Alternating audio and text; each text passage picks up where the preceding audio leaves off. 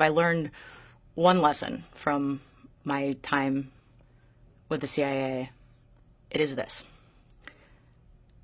Everybody believes they're the good guy.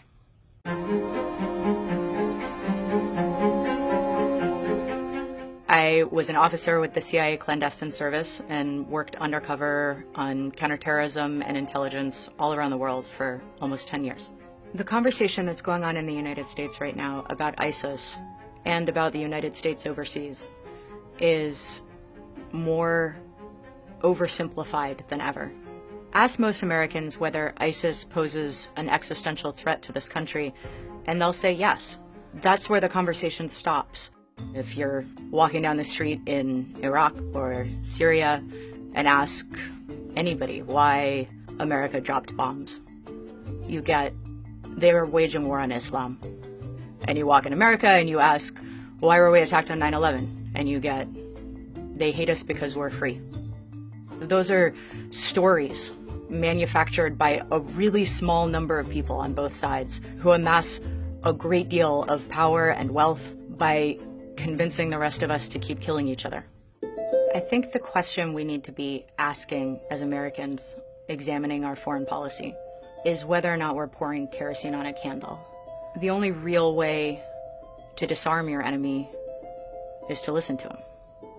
If you hear them out, if you're brave enough to really listen to their story, you can see that more often than not, you might have made some of the same choices if you'd lived their life instead of yours. An Al-Qaeda fighter made a point once during a debriefing.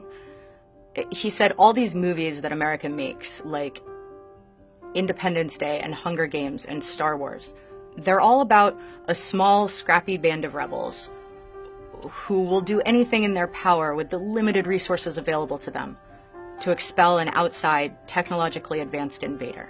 And what you don't realize, he said, is that to us, to the rest of the world, you are the Empire, and we are Luke and Han.